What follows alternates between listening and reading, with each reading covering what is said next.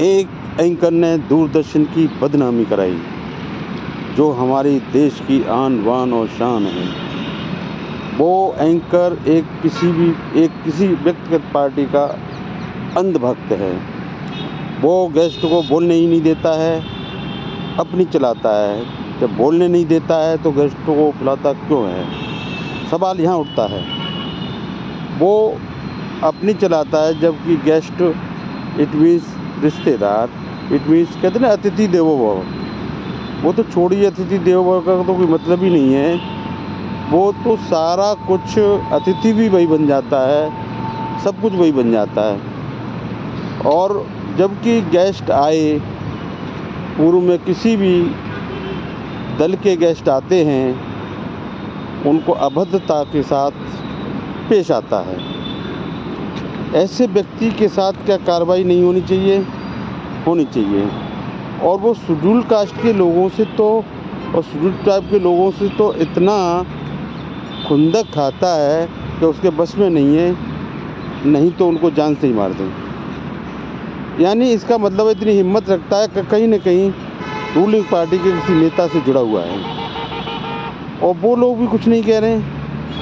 ये वो bad element थे जो गेस्ट आया था, जिसको बुलाया गया था सम्मान से। बैड एलिमेंट थे तो उनको घुसने क्यों दिया गया? जब घुसने दिया गया, प्रश्न आप क्या कर रहे हैं, उत्तर भी आप दे रहे हैं, ये कैसा है? अरे प्रश्न कोई पूछ रहा है भाई, जो भी पार्टी वर्तमान में है उससे प्रश्न तो जनता करेगी, गेस्ट भी करेगा, तो प्रश्न का जवाब देना चाहिए। ये नहीं है कि उन पर अटैक कर दो, उन पर जानलेवा हमला कर दो, क्योंकि वो आपके घर में आए हुए थे, दूरदर्शन में आए हुए थे। उनका सम्मान नहीं कर सकते हो तो अपमान भी नहीं करना चाहिए। ये बहुत हृदय विदारक घटना हुई है। 2 बच्चों को पीटा गया, वो भी अनुसूचित जाति के बच्चे थे। यानी कि जो गेस्ट थे, जो अतिथि थे, जिनके साथ वो लोग आए थे, उनको इतना मारा गया, जानलेवा हमला किया कि उनके हाथ की हड्डी को तोड़ दिया गया। फोर्स ना होती तो शायद उनको जान से मार देते। ये क्या है? क्राइम नहीं है, इसको क्या कहेंगे? ये गुंडा नहीं है, ये बहुत बड़ा गुंडा है। इसको गुंडे की उपाधि देनी चाहिए। इसकी तो नागरिकता ख़त्म होनी चाहिए यहाँ से।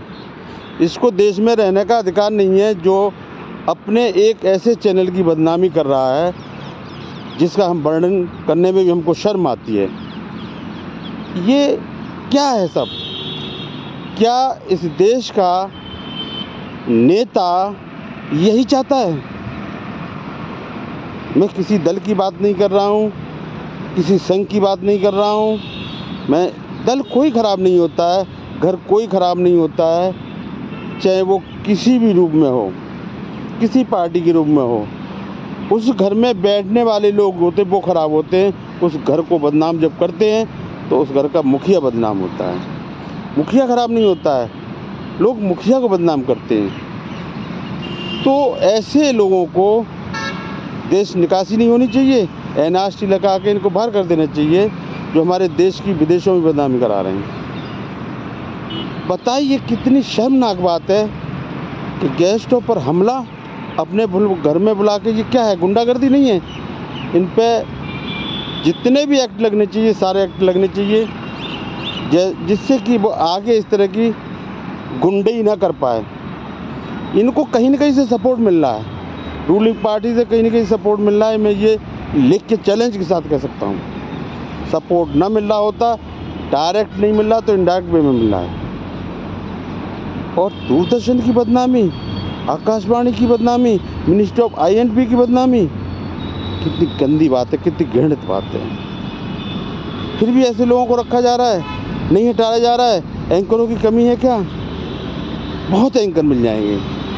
ऐसे एंकर को तत्काल रूप से दंडात्मक कार्रवाई करते हुए यहाँ से निकाल देना चाहिए। यदि नहीं निकाला गया तो विद्रोह इस देश में और बढ़ेगा।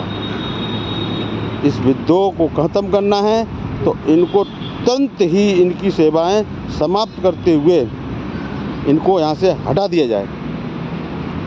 नहीं हटाया गया तो लोगों में जो रोष है भरा हुआ है। आगे पता नहीं कितनी गणनाएँ होंगी।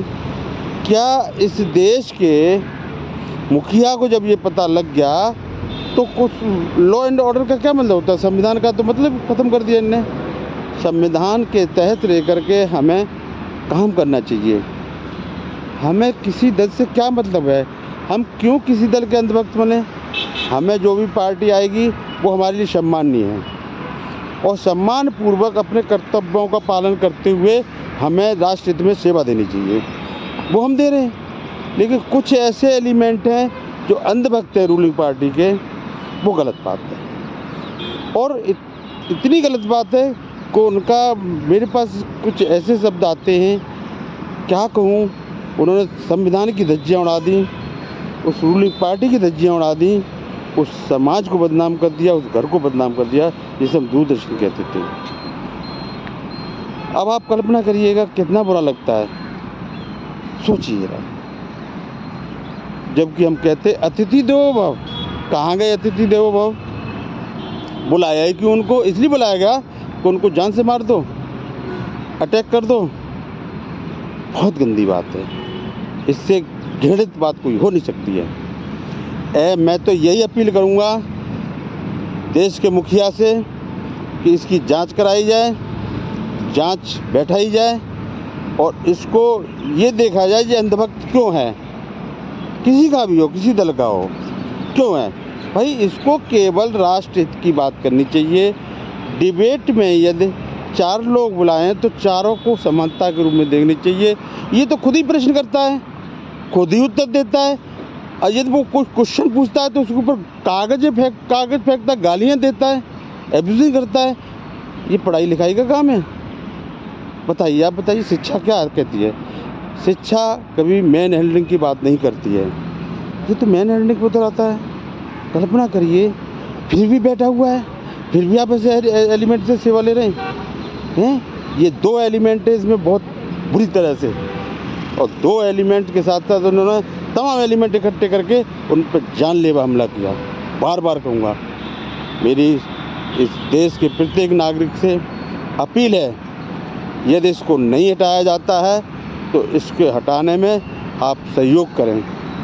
सहयोग नहीं किया गया तो आप सोचिएगा, आज उन पर अटैक हुआ है, कल आप गेस्ट बन के आएंगे, आप पे अटैक होगा। ये क्रम चलता रहेगा, उसको बढ़ावा मिल जाएगा। इसको तत्काल रूप से, मैं बार बार कहता हूँ, आप सहयोग करें, इसको तत्काल रूप से इसकी सेवा समाप्त करते हुए यहाँ से हटा दिया जाए। इसी के साथ ज़्यादा न कुछ कहते हुए, मेरे शब्दों में यदि कोई त्रुटि हुई हो, संवैधानिक शब्द ना आए हों, तो मैं क्षमा चाहता हूँ, क्योंकि गलतियाँ हो जाती। मैं भी एक इंसान हूँ ना, क्योंकि मुझे पीड़ा होती है। मैं राष्ट्र हित की बात करता हूँ। राष्ट्र हमारा विकासशील से विकसित कैसे हो, इस पर कोई नहीं ध्यान देता। हर आदमी अपने स्वार्थ में लगा हुआ है, हर आदमी अंधभक्त बना हुआ है, कोई किसी दल का बना हुआ है, कोई किसी दल का बना हुआ है। सरकारी कर्मचारी को क्या चाहिए? सरकारी कर्मचारी को तो अपने नियमों का पालन करते हुए संविधान के तहत जितनी अधिक से अधिक और अच्छी सेवा दे सकता है विभाग को, जिस विभाग वो कार्यरत है, देनी चाहिए। ये नहीं है कोई गेस्ट आया, किसी का भी आया, कहीं से आया, उस पर जानलेवा हमला कर दोगे। अरे भाई, हम प्रश्न किससे करेंगे? जो वर्तमान में पार्टी है उसी से तो करेंगे। अब आप कहें नहीं, कांग्रेस से क्यों नहीं किया? अरे जब कांग्रेस आएगी उससे करेंगे, बीजेपी आएगी दूसरे बीजेपी है तो बीजेपी से करेंगे, सपा आएगी तो सपा से करेंगे, बसपा आएगी तो बसपा से करेंगे, आम आदमी पार्टी उससे करेंगे। लेकिन वर्तमान में जो रूलिंग पार्टी है तो हम प्रश्न उसी से करेंगे। यदि आप प्रश्न का जवाब नहीं दे सकते तो क्षमा मांग लो, लेकिन कम से कम जानलेवा हमला तो मत करो। इसी के साथ मैं पुनः अपने शब्दों को विराम देता हूँ और पुनः विनती करता हूँ कि राष्ट्र हित की बात करो।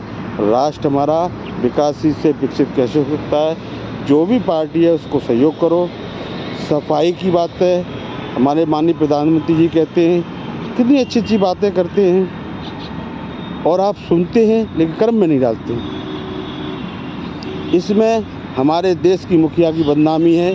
हमारा देश का मुखिया खराब नहीं है, न होगा। आप लोग बदनाम करा रहे हैं देश के मुखिया को, ये निहायत गलत बात है। इसी के साथ पुनः मैं क्षमा मांगते हुए, जहाँ तक मेरी आवाज़ पहुँच रही है, सहयोग करें।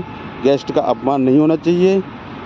और मैं बताएं मैंने कितना अच्छा बोला, कितना गलत बोला। संवैधानिक शब्दों का इक्वलिटी की बात की है मैंने। इक्वलिटी बहुत ज़रूरी है, समानता, चाहे वो किसी दल का नेता हो, सबको समान रूप से देखना चाहिए। आर्टिकल 14 की बात करनी चाहिए। इसी के साथ मैं हरियाली को दिखाते हुए, देखिए कितनी अच्छी है, दिखा रहा हूँ मैं आपको, देखिएगा। ये आपके मुगल गार्डन से भी अच्छी है। देखें आप ज़रा, देखिए कितना अच्छा लग रहा है यहाँ, मुझे बड़ा प्यारा लग रहा है। देखिए, ये देखें आप, ये देखिए कितना अच्छा है, कितना अच्छा लग रहा है। देखिए आप ज़रा, कितना अच्छा लग रहा है। इधर देखें आप, जहाँ भी घूमेंगे बहुत अच्छा लगेगा। इधर चलते हैं, इधर देखिएगा, इनसे सीखो। ये कितने मुस्कुरा रहे हैं और आपको मुस्कान दे रहे हैं, और आप क्या कर रहे हैं? लोगों को कष्ट दे रहे हैं, दुखी कर रहे हैं। देखिए देखिए कितना अच्छा लग रहा है ना। ये हमें सिखाते हैं, हरियाली हमें सिखाती है।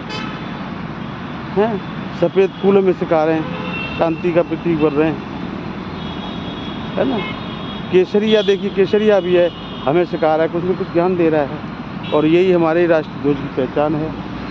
क्योंकि राष्ट्रध्वज को आप राष्ट्रध्वज नहीं मानेंगे, उसको चेंज कर देंगे, भगवा झंडा ले आएंगे, नीला झंडा ले आएंगे, काला झंडा ले आएंगे, पीला झंडा ले आएंगे, लाल झंडा ले आएंगे, तो ये हमारे राष्ट्रध्वज की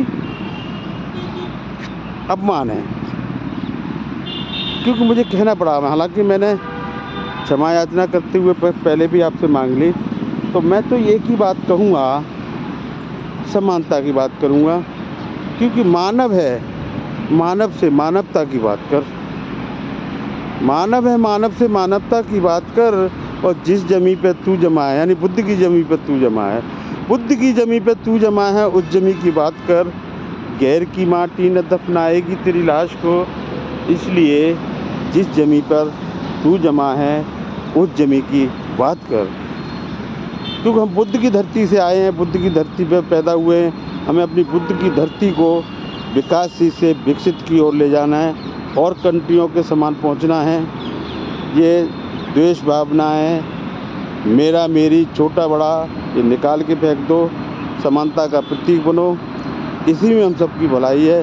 फिर देखिए देश कितना खुश होता है, हंसेगा ये देश, हंसेगा जब ये देश, इस दो देश के लोगों को उन्नति मिलेगी तो कितने खुश होगा। देखिए कितने खुश हो रहे हैं, इन फूलों से वैसे भी नची, देखिए हंस रहे हैं, कितना हंस रहे हैं, देखिए कितना हंस रहे हैं, ना हंस रहे हैं। तो इसी को सीख देती है हमें ये, तो हमें सीखना चाहिए।